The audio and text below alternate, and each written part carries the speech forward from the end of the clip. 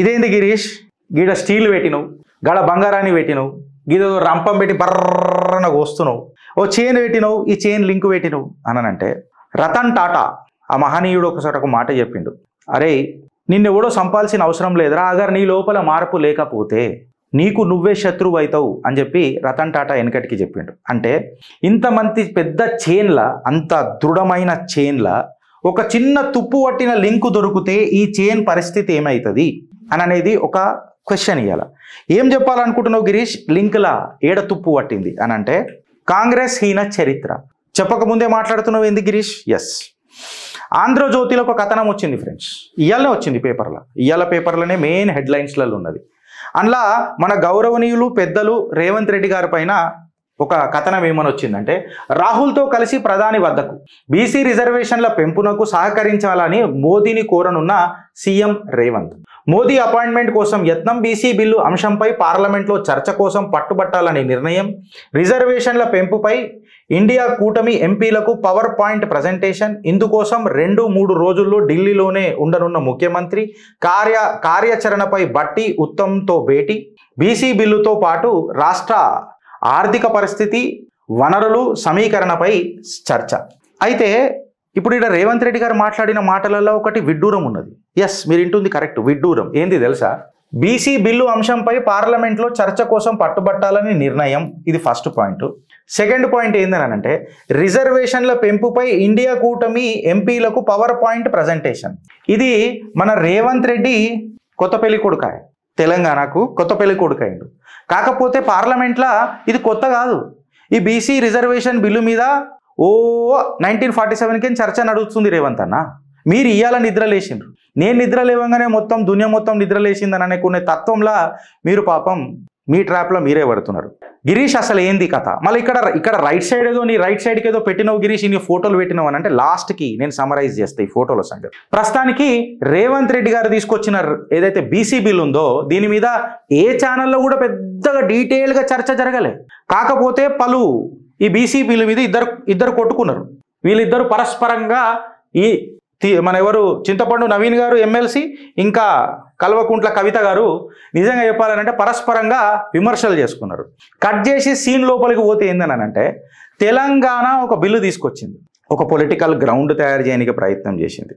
ఈ పొలిటికల్ గ్రౌండ్లో ఏమున్నది గిరీష్ అని అంటే ధోకా, మోసం తప్ప ఇంకా ఏం లేదు ఈ బీసీ బిల్లులో. సోషల్ జస్టిస్ పేరు మీద ఆడుతున్న పెద్ద నాటకం. నట సార్వభౌములు ఎవరెవరు? అన్న కాడికేని మొదలెడితే మా అన్న కాడికేని ఇగో వీళ్ళంతా. ఎందుకంటే actual scenario of the BC bill ఎవరు మాట్లాడతలేడు ఫ్రెండ్స్. ఇక్కడ తరతరాలుగా బీసీ ఓట్లు తీసుకుంటూనే ఉన్నారు, బీసీలకు అన్యాయం జరుగుతూనే ఉన్నది. ఇన్ఫ్యాక్ట్ చెప్పాలనంటే ఇగో ఇలాంటి తమ్నేల్ కూడా నేను చెప్తూనే ఉన్నా, గిన్నె అదే నీవు, అదే నేను, అదే మోసం పాడనా అని అన్నట్టు ఇగో నడుస్తున్నది కథ. బీసీలకు జరుగుతున్నది కంప్లీట్గా ఇదే. 42% బీసీ రిజర్వేషన్ ఆర్డినెన్స్ అని చెప్పి పంచాయత్ రాజ్ ఇన్స్టిట్యూషన్స్లో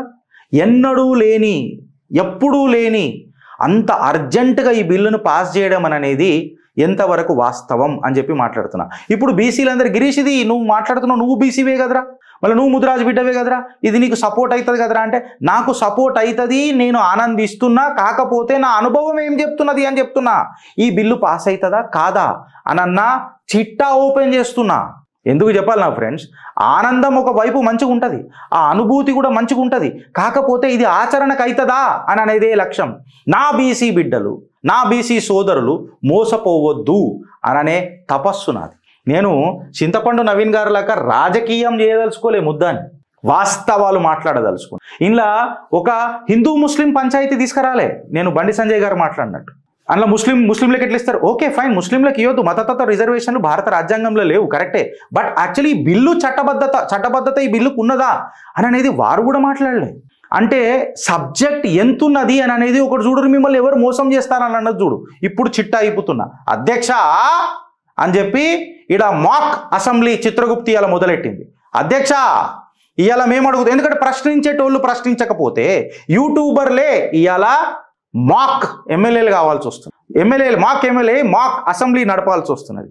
మలయాళం మేము అడుగుతున్నాం, ఈ బీసీ రిజర్వేషన్ బిల్లుకి చట్టబద్ధత ఉన్నదా? మళ్ళీ ఈ ఆర్డినెన్స్ ఏదైతే రేవంత్ రెడ్డి సర్కార్ తీసుకొచ్చింది కదా 42%, ఇది కాన్స్టిట్యూషనలా అన్కాన్స్టిట్యూషనలా? సుప్రీంకోర్టు ట్రిపుల్ టెస్ట్ డాక్ట్రిన్ ఏం మాట్లాడుతుంది? నేను ఇలా గర్జించి అడుగుతున్నా ఈ నాయకులను అందరినీ, సుప్రీంకోర్టు ట్రిపుల్ టెస్ట్ డాక్ట్రైన్ ఏం మాట్లాడుతుంది? మళ్ళీ ప్రతిసారి కేశవానంద భారతి అని చెప్పి మాట్లాడే మా ప్రొఫెసర్ నాగేశ్వరరావు గారు దీని మీద డిబేట్లలో చర్చలు ఎందుకు చేస్తలేరు? మేధావులు మాట్లాడతలేరు ఎందుకు?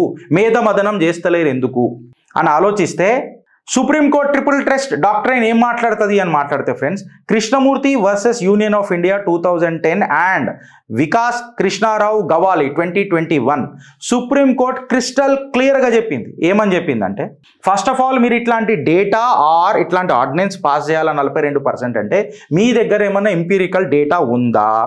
ఏదన్నా ఈ బీసీ బిడ్డలది పొలిటికల్ బ్యాక్వర్డ్నెస్ అని అనేది లోకాలిటీ పర్ లోకల్ యూనిట్ మీరేమన్నా స్టడీ చేసిండ్రా?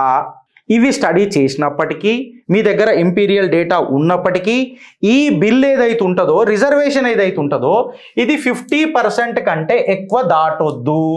మళ్ళీ ఈ సీలింగ్ 50% దాటిపోతే ఎట్లా? బీసీలకే 42% ఇస్తే మొత్తం రిజర్వేషన్ 50 దాటిపోయా. మళ్ళీ దీనికి చట్టబద్ధత ఉందా? సుప్రీంకోర్టుని ఇలా హేళన ఎవరు చేస్తున్నారు? సుప్రీంకోర్టు డెసిషన్ని మీరు ఎవరు తుంగల దొక్కుతున్నారు? వెనకటికి మొన్న కూడా బీహార్లో అదే ఆయ్, తమిళనాడులో జయలలితకు అదే ఆయ్, ఇక్కడ కాంగ్రెస్ ఉన్నప్పుడు రాజశేఖర్ రెడ్డికి అదే ఆయ్. ఇవాళ మీరు ఎమోషన్ల డివోషన్ పొందుదామని అంటే మీకు మోక్షం దొరుకుతుందా అని చెప్పి నేను మాట్లాడుతున్నా. అసలు ఫస్ట్ ఆఫ్ ఆల్ ఇది ఆర్డినెన్స్ టెస్ట్ ఏదైతే ఉంటుంది కదా, ఇది ఫెయిల్ అవుతుంది ఫ్రెండ్. గవర్నమెంట్ ఏం చెప్తుందంటే మేము క్యాస్ట్ సర్వే చేసినామని అంటారు, మళ్ళీ ఇప్పటిదాకా దాన్ని బయట పెట్టినరా బ్రదర్? నేను అడుగుతున్నా, ఇలా మీ కామెంట్ రూపంలో చెప్పుర్రి. మేము క్యాస్ట్ సర్వే చేసినామని చెప్తున్నారు ఇంటింటికి వచ్చి రేవంత్ రెడ్డి గారు. మళ్ళా దాన్ని బయట పెట్టినరా? బయట పెట్టినప్పుడు మళ్ళీ సుప్రీంకోర్టు ట్రిపుల్ టెస్ట్ డాక్ట్రైన్ అనేది పేలిపాయి. ఆడికి వచ్చింది అని అంటే ఆర్డినెన్స్ రూట్ అనేది నిజంగా చెప్పాలనంటే కలర్ఫుల్ శీలక నీకు కలర్ ఫోటో పెడతా. ఇదే ఇలా బీసీ బిల్లు ఎందుకు చెప్పాలనా? మళ్ళీ ఆర్టికల్ 213 ప్రకారము ఇమ్మీడియట్గా యాక్షన్ తీసుకున్నారు ఈ బిల్లు మీద ఫ్రెండ్స్. ఆర్టికల్ 213 అంటే రాజ్యాంగంలో ఇట్లా ఇమ్మీడియట్ యాక్షన్ తీసుకునే ఆర్డినెన్స్ ఉన్నది. అయితే ఇందులో లొసుగులు కూడా ఉన్నాయి. రేవంత్ రెడ్డి గారు దీని మీద సగం నిజాలు చెప్తారు కదా ప్రతి ఒక్కళ్ళు. Now when we are speaking about the article 213 which gives a power of ordinance to take an immediate action, but simultaneously when you think about the article 213, ఎప్పుడైతే నువ్వు ఆర్టికల్ 213 ఆలోచిస్తావో ఇట్లాంటి 2 బిల్లులు ప్రెసిడెంట్ టేబుల్ మీద ఇంకా పెండింగ్ ఉన్నాయి. నువ్వు 3 గంటలకు బిల్లు పెట్టి 4 గంటలకు పాస్ చేసి ప్రెసిడెంట్ ఆమోదం చేయాలా? సెంటర్ నువ్వు ప్రెసిడెంట్ రేవంత్ అన్న నేను ఏమడుగుతున్నా అంటే గవర్నర్ ఆమోదించిండా? First question. ప్రెసిడెంట్ దగ్గర ఆల్రెడీ 2 బిల్లులు ఆగినాయి ఇట్లాంటివి, మళ్ళా నువ్వు ప్రెసిడెంట్ దగ్గరికి పంపించి చేస్తానని అంటున్నావు. ఇది బీసీలకు మోసం చేసినట్టు కాదా? నిజాలు నిర్భయంగా చెప్పే ఛానల్ ఈ మ్యానిపులేషన్ ఇలా ఎవరు చేస్తున్నారు? ఇంత అక్షర సత్యాలు మీ దగ్గరికి తీసుకొచ్చిండ్రా? అంత అర్జెంటుగా బీసీల మీద ప్రేమ ఎందుకు వచ్చింది అని చెప్పి మాట్లాడుతున్నా. మళ్ళీ సుప్రీంకోర్టు ఇచ్చిన 50% సీలింగ్ ఏదైతుందో ఇందిరా షానే కేస్, మీకు ఇది అంత అర్థం కాకపోతే మీకు ఫేవరెట్గా ఒక ఆయన ఉన్నాడు కదా ప్రొఫెసర్ నాగేశ్వరరావు, ఆయనను ఒకసారి అడగండి, ఆయన కూడా చెప్తారు. మేము కోన్కిస్కా గొట్టం యూట్యూబర్లం కదా సార్, ఆయన మేధావి. లేకపోతే ఇలా ప్రజాప్రతినిధి అయిన మా తిన్మార్ మల్లిగారిని అడగండి, చింతపండు నవీన్ గారిని అడగండి. మళ్ళీ ఇందిరా షానీ కేసులో 50% సీలింగ్ పెట్టింది అంటే ఇలా ఎమ్మెల్సీ గెలవంగానే ఆయన సుప్రీంకోర్టు కంటే పెద్దగా అయిపోయిందా అన్నది ఒక ప్రశ్న స్టార్ట్ అవుతుంది. కాంగ్రెస్ ఏమంటుంది అంటే ఎక్స్ట్రాఆర్డినరీ సిచ్యువేషన్స్లలో ఇది మనం కన్సిడర్ చేయాలా, 56% బీసీ పాపులేషన్ ఉన్నది అని చెప్పి చెప్తారు. 56% బీసీ పాపులేషన్ ఉన్నది వాస్తవమే ఉండొచ్చు రేవంత్ రెడ్డి గారు. ప్రూఫ్ చూపెట్టుర్రి, where is the empirical data is the question. Empirical data పాటు ఇంపీరికల్ జస్టిఫికేషన్ కావాలా? దీన్ని స్క్రూటినీ ఏ రకంగా చేసిరని చెప్పాలా? మీ పొలిటికల్ కన్వీనియన్స్కి ప్రజలను కన్ఫ్యూజ్ చేస్తా అంటే కుదరదు రేవంత్ రెడ్డి గారు. When you talk about the 56% of the BC population, నేను అడుగుతున్న క్వశ్చన్ ఏంటంటే రేవంత్ అన్న, మళ్ళా బీసీలలో అత్యంత జనాభా జిత్నా ఆబాదీ ఉత్నా హక్ అని చెప్పి ఎవరు మాట్లాడిరబ్బా? రాహుల్ గాంధీ మాట్లాడాడు. ఆమె రైట్ ఎవరు? జిత్నా ఆబాదీ ఉత్నా హక్ అని అన్నప్పుడు 56% బీసీ పాపులేషన్లలో మళ్ళీ ముదిరాజుల పాపులేషన్ ఎక్కువ ఉన్నది. ముదిరాజులకు ఏం చేసిర్రు? తద్వారా వేరే బీసీ కులాలకు మీరు ఏం చేసిండ్రు అన్నది ఒక పెద్ద క్వశ్చన్ మార్క్ వస్తుంది. ఇది drill down scenario Revanth Reddy సర్కార్ దగ్గర ఉన్నదా? లేకపాయ్. మళ్ళీ ఇప్పుడు మన గవర్నర్ జిష్ణుదేవ్ వర్మ ఎవరైతే ఉన్నారో లీగల్ హెసిటేషన్ తెలిపిండు అని అంటే ఇది నడుస్తుందో నడవదో అని చెప్పిండు ఆయన. ఎవరు? మన గవర్నర్ జిష్ణుదేవ్ గారు. మళ్ళీ ఇప్పుడు లీగల్ ట్రయాంగిల్లో ఆల్రెడీ రేవంత్ అన్న పడిపోయిండు, లీగల్ ట్రాప్లో పడిపోయిండు. అయితే ఏదైతే నువ్వు ఆర్టికల్ 213(1)(a) అని చెప్పి సెంట్రల్ అసిస్టెంట్ ఇస్ పెండింగ్ అని చెప్తున్నావు చూడు, ఇది ఏడు దాకా వర్తిస్తుంది అని చెప్తున్నారు. But governor as every right to withhold the assent under the article 213(1)(a). Sorry, ఇంతకు ముందు నేను చెప్పింది తప్పు. గవర్నర్కి సర్వ హక్కులు ఉన్నాయి రాజ్యాంగంలో అండర్ ది ఆర్టికల్ 213(1)(a). అయితే వైలేషన్ ఆఫ్ ఆర్టికల్ 213(1)(a) ఎందుకయింది అని అంటే గవర్నర్ పవర్ మిస్యూజ్ అని చెప్పి. అయితే ఆర్టికల్ 213 ఎప్పుడు యూజ్ చేస్తారనంటే ఇమ్మీడియట్ యాక్షన్ నువ్వు ఎప్పుడు తీసుకుంటావు అంటే అసెంబ్లీ అనేది ఫంక్షనల్ ఉండొద్దు. మన సార్ ఏం చేసింది తెలుసా? గీడ్నే పప్పుల కాలేసిండు, బుడుక్కుమని పడ్డాడు బుడదల. ఏడైందంటే ఆర్టికల్ 213 పెట్టి నువ్వు ఇమ్మీడియట్ యాక్షన్ తీసుకుంటున్నప్పుడు ఇంట్లో రెండు ఉన్నాయి. ఇమ్మీడియట్ యాక్షన్ అసెంబ్లీ నడవద్దు. మళ్ళీ అసెంబ్లీ పెట్టి 3 o'clock దీన్ని పాస్ చేసి 4 o'clock దాన్ని ఆమోదించి పంపిరంటే ఇది నడుస్తుందా? ఇమ్మీడియట్ యాక్షన్ రూల్కే ఇది వైలేషన్ అవుతుంది సారు.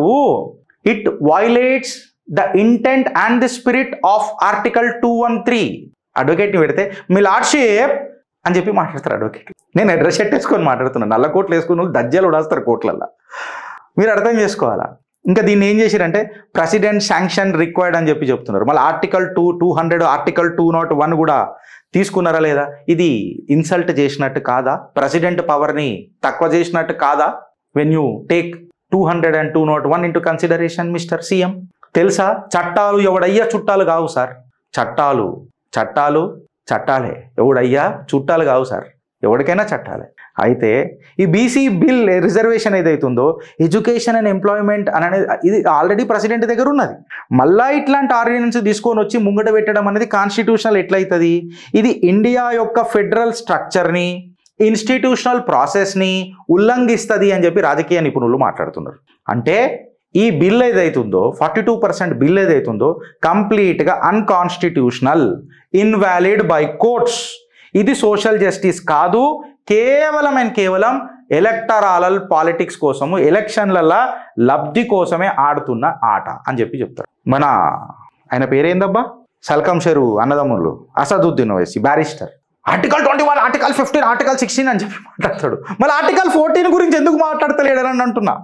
ఆర్టికల్ 14 గురించి కూడా మాట్లాడాలి కదా. ఎందుకంటే 42% ఆఫ్ ది బీసీ రిజర్వేషన్ పంచాయత్స్లలో ఎంపిరికల్ డేటా లేకుండా రిలీజ్ చేస్తే ప్రిన్సిపల్ ఆఫ్ ఈక్వాలిటీకి దెబ్బతీసినట్ట కాదా? మళ్ళీ ట్రిపుల్ టెస్ట్, సుప్రీంకోర్టు పెట్టిన ట్రిపుల్ టెస్ట్ డాక్ట్రైన్ని ఉల్లంఘించినట్ట కాదా?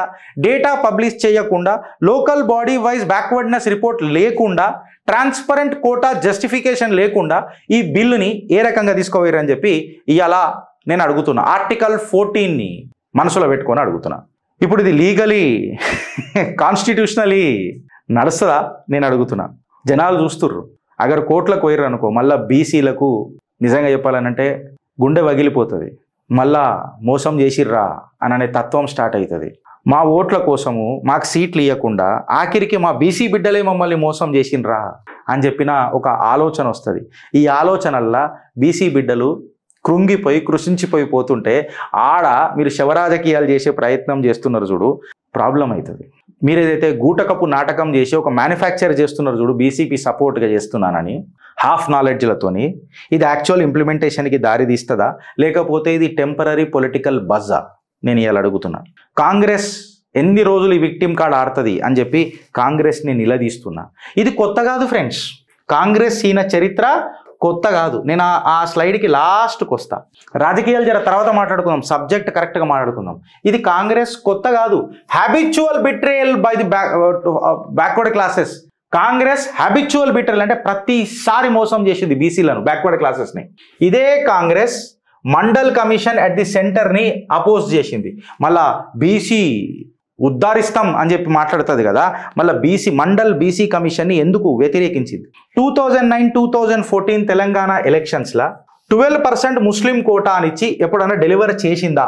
12% ముస్లిం కోటా ఇయ్యాల కథ కాదు, ఇది 2025 కథ కాదు ఫ్రెండ్స్. రాజశేఖర్ రెడ్డి టైంలో ఉన్నప్పటి నుంచి చెప్తున్నాను నేను. మళ్ళీ 2009 నుంచి 2014 12% ముస్లిం కోటా అన్నది ఇచ్చిర్రా.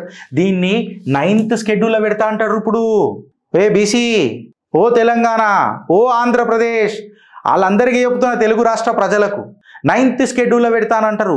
9th షెడ్యూల్లో సుప్రీంకోర్టు స్క్రూటినీకి రాదు, మేము ఏమన్నా చేసేస్తామన్నట్టు అట్లా నడవదు. సుప్రీంకోర్టు రివ్యూ ఖచ్చితంగా ఉంటుంది 9th షెడ్యూల్లో కూడా. ఆడ దాన్ని స్ట్రక్ డౌన్ చేసిర్రు అనుకో, గాయ గత్తర చేస్తారు. మళ్ళీ రాజ్యాంగం లీగల్ బ్యాకప్ ఉందా అని చెప్పి నేను అడుగుతున్నా. దీనికి ఏమైనా ఆన్సర్ చెప్పగలుగుతారా? చెప్పలేరు. మళ్ళీ 2018-19 పంచాయతీ కూడా డిస్కస్ చేయాలి కదా, అది కూడా చేద్దాం. ఎందుకంటే కాంగ్రెస్ హీన చరిత్ర, చెదలు పట్టిన చరిత్ర మీకు పరిచయం చేస్తున్నా. 2018-19లో ఇదే కాంగ్రెస్ రిజర్వేషన్ ఇంక్రీజ్ చేస్తానన్నది ఆల్ సెక్టార్లలో అన్ని పార్టీలతో అలయన్స్ చేసి గడ్డపార ఛాతీల దించినాయి కోర్టులు. ఏం చేసినాయి? గడ్డపార ఛాతీల దించినాయి. ఇది వాస్తవం కాదా? 2018-19 ఎలక్షన్స్లో ఏమైనా ప్రభుత్వాలు ఉండొచ్చు. 2024 లోక్సభ ఎలక్షన్స్లో అయితే బీసీ ఎంపవర్మెంట్ అని ఒక పెద్ద హెడ్లైన్ పెట్టిర్రు. అయ్యా బీసీ హెడ్లైన్ పెట్టిరు, బీసీ వెల్ఫేర్ అని చెప్పి పెట్టిండ్రు. 2025లో ఒక బిల్లు వస్తుంది, అలా కాంగ్రెస్ తీసుకొస్తుంది. మళ్ళీ అది కూడా అన్కాన్స్టిట్యూషనలే తీసుకొని వచ్చారు. ఇది ఎలక్షన్ జిమ్మిక్ ఫ్రెండ్స్. ఇది నిజంగా చెప్తున్నా కదా, ఎలక్షన్ జిమ్మిక్. ఇప్పుడు తెలంగాణలో ఇది బ్యాక్ ఫైర్ ఎట్లయితుంది అని చెప్పి మనం ఆలోచిస్తే, తెలంగాణ ఎట్లా బ్యాక్ ఫైర్ అవుతుంది అంటే లీగల్ బ్యాటిల్స్ వస్తాయి ఇప్పుడు దీనికి. ఇది కోర్టులు స్ట్రక్ చేసేస్తాయి అని చెప్పి నిపుణులు మాట్లాడుతున్నారు. ఇది కాంగ్రెస్ సాగదీసి ఆడుతున్న ఓవర్ రీచ్ కార్యక్రమం అని చెప్పి చెప్తున్నారు. ఇన్ఫ్యాక్ట్ బీసీలను మోసం చేస్తున్నారు. ఈ బిల్లు చాలా వీక్గా ఉన్నది, క్రెడిబిలిటీ లేదు అని చెప్పి మాట్లాడుతున్నారు. బీసీ కమ్యూనిటీస్ కూడా మాకు ఎంపవర్మెంట్ లేదు, ప్రతిసారి మాకు మిగిలేది మోసమే అని చెప్పి ఇలా భావిస్తారు. రేవంత్ అన్న ఇంతగానమా ప్రతిసారి బీసీలకేనా అని ప్రశ్నిస్తారు. రియల్ ఎంపవర్మెంట్ ఏదైతే వస్తుందో నువ్వు జెన్యూన్ పాలసీస్ తీసుకురా. నాకు తెలిసి ఫడ్నవీస్ గారు ఒక పథకం తీసుకొచ్చిరబ్బా, 10 లక్షల లోన్లు ఇస్తారు. బట్ కట్టేటప్పుడు నువ్వు 7 లక్షలు 8 లక్షలు కట్టాలా. 10 లక్షల లోన్ ఇస్తారు, నువ్వు కట్టేటప్పుడు 8-7 లక్షలు కట్టాలా. If I stand corrected with data, నేను ఇంకా మొత్తం చదవలేదు. ఇట్లాంటి పథకాలు తీసుకురా, ప్రజలను ప్రయోజకులను చేయి. మొన్న నేను ఒక సిద్దిపేట కుల సంఘ మీటింగ్కి పిలిస్తే పోయినా. వాళ్ళు ఏం చేసిరనంటే, మాకు నైపుణ్యం కావాలా, రిజర్వేషన్ అనేది మాకు ఒక క్యాటలిస్ట్ లాంటిది, బట్ నైపుణ్యంతోనే నేను బయటికి రావాలా, పైకి రావాలా అని చెప్పి పిల్లలకు నేర్పించిండ్రు. ప్రతిభా రాజ్ అని చెప్పి సిద్దిపేటల ఒకటి సభ పెట్టిర్రు ముదిరాజులు. అంటే స్లోగా I'm not saying that I'm against reservations, no. నేనేమంటా అంటే నీ ఆత్మగౌరవం గట్టిగా ఉండాలనంటే నీకు నైపుణ్యం కూడా ఉండాలి. అదే కదా డాక్టర్ అంబేద్కర్ గారు కూడా కోరింది. నాకేదైనా రిజర్వేషన్స్ ఇస్తే నాకు ఎడ్యుకేషన్ లీ, నాకు నైపుణ్యం నేర్పు, నాకు స్కిల్ నేర్పు. వెన్ పొలిటికల్ డెమోక్రసీ సోషల్ డెమోక్రసీతో అలైన్ అయిపోయి లేకపోతే అలైన్ కాకపోతే సొసైటీ స్ట్రక్చర్ కొలాప్స్ అవుతుంది కదా అని చెప్పి మాట్లాడిండు మహనీయుడు. ఇప్పుడు బీజేపీ బీఆర్ఎస్ అడ్వాంటేజ్ లేకపోతే దీని పంచాయతీ ఎట్లా అని చెప్పి మాట్లాడితే, ఫ్రెండ్స్ ఈడొకటి మీరు గుర్తుపెట్టుకోవాలా. ఇప్పుడు మీరు ఇక్కడ గుర్తుపెట్టుకోవాలా, నేను ఈ స్లైడ్కి వస్తున్నా. కాంగ్రెస్ దీన్ని ప్రవేశపెట్టింది, బీఆర్ఎస్ ఏం మాట్లాడతలేదు. ఆబ్వియస్గా బీఆర్ఎస్ కూడా ఎప్పుడో ఒకప్పుడు ఇట్లనే ఇస్తానన్నది, ముస్లింలకు కూడా రిజర్వేషన్ పెడతానన్నది. కాబట్టి రేవంత్ రెడ్డి గారు, కాంగ్రెస్ గారు, మాజీ ముఖ్యమంత్రి, కరెంటు ముఖ్యమంత్రుల లెక్క ఇద్దరు ఒకటే అయి ఉంటారు. ఇక్కడ అబ్జర్వ్ చేయాల్సింది ఏందనంటే, కిషన్ రెడ్డి గారు బీసీ బిల్లు మీద పల్లెత్తు మాట మాట్లాడలే ఇప్పటిదాకా. ఆయన కిషన్ రెడ్డి గారు కదా బీసీల మీద అట్లా తప్పది. ఇన్ఫ్యాక్ట్ ఇది కోర్టులు స్ట్రక్ చేస్తే అని తెలుసు. ఎందుకంటే మీరు పాత చరిత్ర తీసుకోరు. నేను కిషన్ రెడ్డి గారికి వత్తాసు పలుకుతలే. కిషన్ రెడ్డి గారు నిజంగా చెప్పాలంటే హోంవర్క్ చేసి మాట్లాడతారు. ఇది ఎట్లనైనా స్ట్రక్ డౌన్ అవుతుంది. వీళ్ళు ప్రజలని మోసం చేస్తున్నారు. ఈయన ఇప్పుడు ఏం చేస్తున్నాడు, ప్రజెంటేషన్ ఇస్తాడట. ఏం ప్రజెంటేషన్ ఇస్తారు? రాహుల్ గాంధీ మీకే ప్రజెంటేషన్, మీకు ప్రజెంట్ అవుతలేడు మీ ముంగట. మీరు ఓంగానే యాబ్సెంట్ అని వేసేసి ఆయన జరిగిపోతున్నాడు, మీరు జరిగిపోతున్నారు. కేవలం మీరు చెప్పినట్టు మేము చేస్తున్నాం కదా అని చెప్పి మీ పైశాచిక ఆనందం తప్ప రేవంత్ అన్న. ఇన్ఫ్యాక్ట్ తెలంగాణ ప్రజలను, బీసీ బిడ్డలను మీరు మోసం చేస్తున్నారు. సో ఐడియల్లీ ఇది స్ట్రక్ డౌన్ అవుతుంది కాబట్టి కిషన్ రెడ్డి గారు మాట్లాడలేదు. నౌ కమ్స్ బండి సంజయ్ గారు.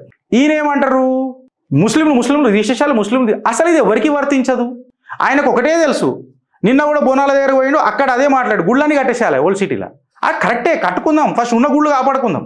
ఫస్ట్ ఉన్న గుళ్ళు, గుడి మాన్యాలు, గుడి భూములు అవన్నీ కాపాడుకుందాం. బీసీ బిల్లు మీద ఆయన ఏదో ఒకటి మాట్లాడాలి కాబట్టి మాట్లాడతాడు. సో ఆయనది కూడా తెలిసి పక్కకు పెడదాం. మళ్ళీ కోర్టులు ఏం చెప్తాయి, ఈ ట్రిపుల్ డాక్టరీన్ టెస్ట్ ఏంది సార్ అని అంటే ఆయన మాట్లాడకపోవచ్చు. ఆయనకు తెలుసో తెలియదో కూడా నాకు తెలియదు. సో ఈయన మాట. ఇప్పుడు బీసీ బిడ్డ లెక్క బీసీ పార్టీ పెడతానన్న చింతపండు నవీన్ గారు, గౌరవనీయ ఎమ్మెల్సీ వర్యులు, ఈయన బీసీ 42% అంటాడు. మళ్ళీ మీరు ఎమ్మెల్సీ అయినప్పుడు అది కూడా ఎమ్మెల్సీ అంటే ఇక గ్రాడ్యుయేట్లదే కదా, విద్యావంతులదే కదా ఆ సీటు. మళ్ళీ విద్యావంతుల మీద మీరు పోటీ చేసి గెలిచిన మీకు ఈ సబ్జెక్ట్ లేకపోతే బీసీలను మోసం చేస్తున్న చర్య రేవంత్ రెడ్డిది అని మీరు చెప్పకపోతే నాకు ఒక పెద్ద నెక్సస్ కనబడుతుంది కంప్లీట్ ఈ నాటకంలో. కవిత గారు, చింతపండు నవీన్ గారు, రేవంత్ రెడ్డి గారు ముగ్గురు కలిసి బీసీలకు మోసం చేసిరా మళ్ళీడా అనేది ఒక ఆలోచన వస్తుంది. ఈ ఆలోచన నిజమా రాంగా మీ కమెంట్ రూపంలో నాకు చెప్పు. ఇంత క్లారిటీ ఎందుకంటే తను కూడా ఎమ్మెల్సీయే, సార్ కూడా ఎమ్మెల్సీయే, ఈయననైతే ముఖ్యమంత్రి. మళ్ళీ వీళ్ళకి తెలవాలగా విద్యావంతుల మీద. I mean it's a graduate MLC my dear.